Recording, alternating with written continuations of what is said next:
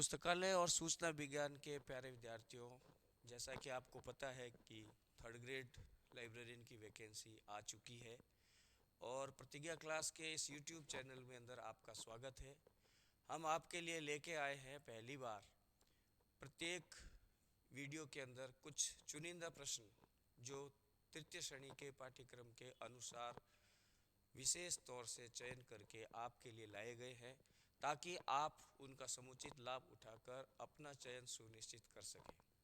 प्रतिज्ञा class offline और online दोनों बैच तृतीय श्रेणी के लाइब्रेरियन के चालू कर रखे हैं। ऑफलाइन का बैच 22 तारीख से प्रारंभ है। जिनको विस्तृत और अच्छी तरह से पाठ्यक्रम को करना है वो निश्चित रूप से प्रतिज्ञा क्लास का ऑफलाइन बैच ज्वाइन करें। 22 नवंबर 2024 से ये बैच प्रारंभ है।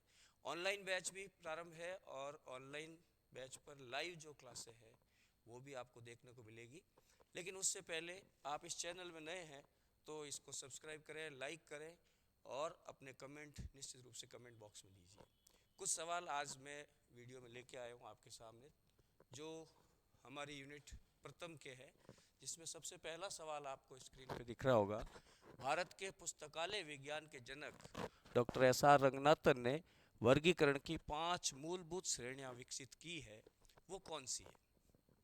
ऑप्शन इस तरह से आते हैं: PMEST, PMSET, PSMET, PTSME। तो ऑप्शन अ इसमें करेक्ट है, PMEST। P का मतलब पर्सनैलिटी, M का मतलब मैटर, E का मतलब एनर्जी, S का मतलब टी स्पेस और T का मतलब टाइम।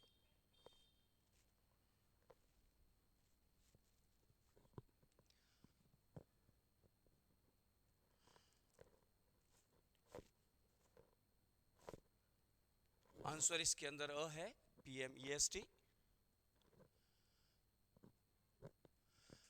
दूसरा प्रश्न जो आपको स्क्रीन पे नजर आ रहा है, पुस्तकालय वर्गीकरण में पहला विभाजन किस आधार पर होता है? पुस्तकालय वर्गीकरण यानी क्लासिफिकेशन में पहला विभाजन किस आधार पर होता है? ऑप्शन अ है वस्तुओं के आधार पर, दूसरा है विषयों के आधार पर, स है समूहों के आधार पर और द है धर्म के आधार पर। जैसा कि पुस्तकालय विज्ञान है इसलिए उत्तर इसके अंदर होगा आपका विषयों के आधार पर। प्रत्येक पुस्तकालय विज्ञान के जनक अलग अलग जो है पुस्तकालय विज्ञान की पद्धतियों में हमारे एस.आर. रंगनाथन ने विषयों के आधार पर उस वर्गीकरण को किया है। तीसरा प्रश्न जो है वो हम लेके आए आपके लिए, ज्ञान जगत में विषयों के प्रकार 3 होते हैं, वो निम्न है। पहला प्रश्न उत्तर है मूल विषय, संयुक्त विषय, जटिल विषय। ब है आपका संयुक्त विषय, जटिल विषय और मूल विषय। स है आपका मिश्रित विषय, विषय समूह और मूल विषय। द है जटिल विषय, नवीन विषय और प्राचीन विषय। उत्तर होगा मित्रों मूल विषय, संयुक्त विषय और जटिल विषय। ये तीनों क्रम में चलते हैं। मूल विषय जो ऐसे विषय जो प्रारंभ से ही अपना एक अस्तित्व रखते हैं, जैसे इतिहास है, भूगोल है। जबकि संयुक्त विषय के अंदर एक मूल विषय होता है और एक उसका सहायक लगता है जिसको हम आइसोलेट कहते हैं, वो मिलकर उसकी रचना करते हैं। और जो जटिल विषय है उसमें 2 मूल विषय मिलकर एक नए विषय का निर्माण करते हैं, जैसे बायोलॉजी प्लस टेक्नोलॉजी। बायोलॉजी एक मूल विषय है, टेक्नोलॉजी एक मूल विषय है और जब दोनों को शामिल करते हैं तो बायोटेक्नोलॉजी करके एक नया विषय आता है जिसको जटिल विषय। तो इसमें मित्रों उत्तर है अ। चौथा सवाल जो है वो ये कह रहा है 2 या 2 से अधिक विषयों जिसमें मूल विषय शामिल है से मिलकर कौन सा विषय बनता है? अ है मूल विषय, ब है जटिल विषय, स है संयुक्त विषय और द है अन्य विषय। कई प्रतियोगिता परीक्षाओं में यह सवाल सीधा इसी रूप में पूछा गया है। तो दोस्तों इसका उत्तर होगा जटिल विषय, क्योंकि 2 या 2 से अधिक मूल विषय बनकर अगर एक नया विषय का निर्माण करता है तो निश्चित रूप से जटिल विषय होगा। पांचवा प्रश्न बोलता है विषयों के निर्माण के तरीके किस विद्वान ने दिए थे। यानी विषयों का निर्माण अगर किसी ने सुझाया है सर्वप्रथम तो वो विद्वान पुस्तकालय विज्ञान के कौन थे। ऑप्शन है J.D. Brown, S.R. Ranganathan, Melville due, अन्य। तो निश्चित रूप से इसका उत्तर होगा S.R. रंगनाथन। S.R. रंगनाथन महोदय ने सर्वप्रथम विषय के निर्माण की जो है एक विधि अपनाई थी, जिसमें आप थोड़ा बहुत जिन्होंने लाइब्रेरी साइंस में पाठ्यक्रम बैचलर ऑफ लाइब्रेरी और इंफॉर्मेशन साइंस किया है, डिप्लोमा किया है, उनको पता है कि विषय निर्माण जो है वो कॉलन क्लासिफिकेशन में S.R. रंगनाथन ने किए थे।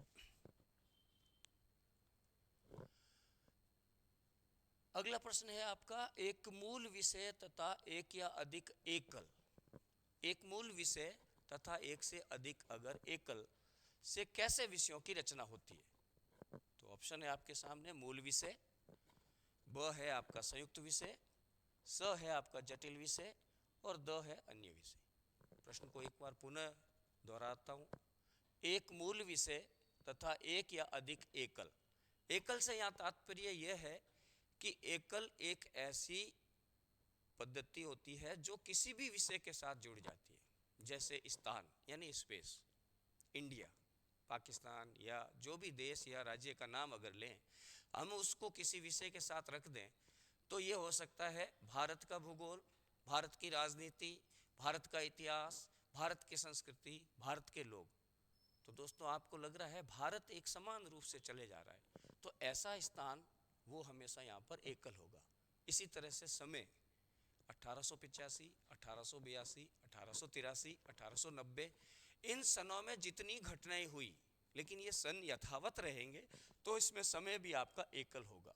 तो ऐसे विषय जो है वो मूल विषय या संयुक्त विषय या जटिल विषय या अन्य होंगे। तो दोस्तों उत्तर होगा उसका संयुक्त विषय ब। अगला प्रश्न जो आपके स्क्रीन पे है, पुस्तकालय विज्ञान का तीसरा नियम प्रत्येक पुस्तक को पाठक मिले को कौन संतुष्ट करता है। खुली अधिगम प्रणाली यानी ओपन एक्सेस सिस्टम, पुस्तक अभिग्रहण नीति यानी बुक एक्विजिशन पॉलिसी, बंद अभिगम प्रणाली यानी क्लोज एक्सेशन सिस्टम, या नन ऑफ दीज, इनमें से कोई नहीं। तो दोस्तों उत्तर होता है खुली अधिगम प्रणाली, ओपन एक्सेस सिस्टम। इसको मैं समझाता हूं आपको। पुस्तकालय को पुस्तक को पाठक कब मिलेगा, जब पाठक पुस्तक तक पहुंचेगा। ज्यादातर पुस्तकालयों में बंद जो है अधिगम प्रणाली है, जिससे पुस्तकें अलमारियों में निधानियों पर सिर्फ एक स्टोर रूप में रह जाती है। जैसे उसको पाठक को सीधा पुस्तक को छूने, देखने और समझने का मौका मिलेगा, वो पुस्तक को आसानी से अपनी मनपसंद पुस्तक को ले सकता है। तो तीसरा नियम जो है प्रत्येक पुस्तक को पाठक मिले, उसमें खुली अधिगम प्रणाली ज्यादा उपयुक्त है। तो ऑप्शन इसका उत्तर होगा आपका अ। नवा प्रश्न जो स्क्रीन पर आपको नजर आ रहा है, निम्नलिखित में से कौन सा भारत में पुस्तकालय संघ, यहां पर मैं एसोसिएशन की बात नहीं कर रहा हूं, कंसोर्टियम की बात कर रहा हूं। कंसोर्टियम को दूसरे हिंदी शब्द में संकाय भी बोलते हैं। तो कौन सा पुस्तकालय संकाय नहीं है। ऑप्शन अ है फोरसा, ऑप्शन ब है अंतरिक्ष ज्ञान, ऑप्शन सी है ई शोध सिंधु और द है नेशनल लाइब्रेरी ऑफ इंडिया।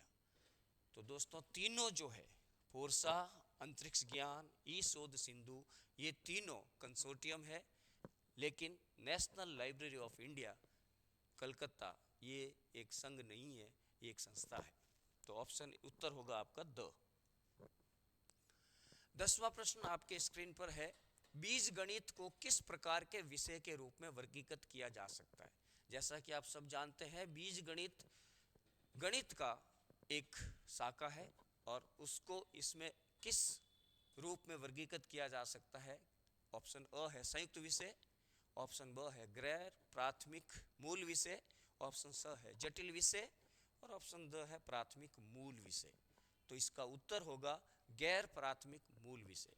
प्राथमिक विषय वो होंगे जो सीधे बने हुए हैं, जैसे गणित है, आपका विज्ञान है, आपका भौतिक शास्त्र है, भूगोल है, भूगर्भ शास्त्र है, इस तरह के नाना प्रकार के जो विषय है वो मूल विषय है। उन मूल विषयों का अगर उपविषय है तो वो प्राथमिक तो नहीं होगा लेकिन गैर होगा, यानी उस प्राथमिक का भाग होके वो बनेगा। तो इसमें उत्तर जो है आपका गैर प्राथमिक मूल विषय होगा। अगला प्रश्न आपके स्क्रीन पे है, आयुर्विज्ञान किस प्रकार का विषय है? आयुर्विज्ञान का मतलब है आपका मेडिकल साइंस। किस प्रकार का विषय है? जटिल विषय है, मौलिक विषय है, संयुक्त विषय है या अन्य विषय है? क्योंकि आयुर्विज्ञान अपने आप में एक विषय है, इसलिए इसका उत्तर सीधा सीधा होता है ये मौलिक विषय है। ऑप्शन उत्तर आपका हो गया ब। अगला सवाल आपके स्क्रीन पर है, डीडीसी यानी डेवी डेसिमल क्लासिफिकेशन के अनुसार बेरोजगार बढ़ई नाम का एक पुस्तक है, अनएम्प्लॉयड कारपेंटर्स, ये किसका उदाहरण है? निश्चित रूप से यह यहाँ पर मूल विषय को भी संशोधित नहीं करता है, यौगिक विषय को भी नहीं दिखाता है, जटिल विषय को भी नहीं दिखाता है। फिर भी एक प्रश्न आया हुआ है, ये केंद्रीय विद्यालय में, नवोदय विद्यालयों में कई बार पूछा गया है। सरल विषय है अ, ब है जटिल विषय, स है मिश्रित विषय, द है पूर्ण विषय। तो इसका उत्तर होगा आपका ब, जटिल विषय। अगला सवाल आपकी स्क्रीन पे है, एस आर रंगनाथन के अनुसार स्पॉट सब्जेक्ट होता है दो या अधिक विषयों से मिलकर बना विषय, विषय जिसका व्यापक विस्तार हो और उद्देश्य बहुत विस्तृत हो, विषय जिसका विस्तार कम हो और उद्देश्य जो है महान हो, विषय जिसका व्यापक और विस्तार और उद्देश्य जिसका लघु हो। ये चार ऑप्शन है आपके सामने। इसका उत्तर है जिसका विषय जो है वो विस्तार कम हो और जिस विषय का उद्देश्य बहुत महान हो, वो विषय हमेशा स्पॉट सब्जेक्ट कहलाता है। स्पॉट सब्जेक्ट का मतलब होता है जिस पर हमेशा रोशनी रहती है।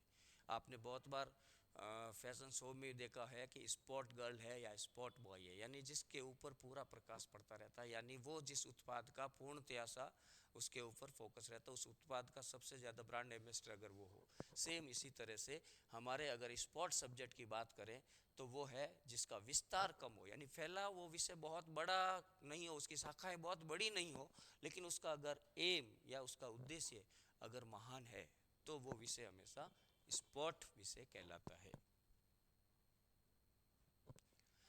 अगला प्रश्न आपकी स्क्रीन पे है, शुद्ध विषय प्राप्त होते हैं, प्योर सब्जेक्ट्स जो है वो कहां से प्राप्त होते हैं? अ ऑप्शन है आसवन, ब ऑप्शन है झुंड, स ऑप्शन है विलयन और द ऑप्शन है संचयन। ये चारों जो है विषय निर्माण विधियों के भाग है जिससे विषय निर्माण होते हैं। तो इसमें ऑप्शन जो शुद्ध विषय का है वो है आसवन। आसवन को हम लोग इंग्लिश में बोलते हैं डिस्टिलेशन। डिस्टिलेशन का मतलब आप ये समझ लीजिए कि अगर हम ये बात करें आपके पानी की बोतल जो आती है, जो आप पीते हैं रात दिन यूज़ करते हैं, जिसमें आप लोग नाम लेते हैं बिस्लरी का, तो बिस्लरी जो है डिस्टिल वाटर है, यानी उसके अंदर के जितने कीटाणु जीवाणु जो भी उसके लिए उसमें और मिनरल्स वगैरह डाल के आपके लिए इतना शुद्ध बनाया जाता है कि पीने के बाद हमें किसी तरह की कोई कठिनाई ना महसूस हो। सेम ऐसे ही शुद्ध विषय, जिस विषय में कुछ मिलाया नहीं जाता हो, वो आसवन से प्राप्त करते हैं और उसको कहते हैं डिस्टिलेशन। तो इसका ऑप्शन आपका होगा अ करें। अगला विषय, अगला सवाल आपके पास स्क्रीन पे है, चीनी अध्ययन।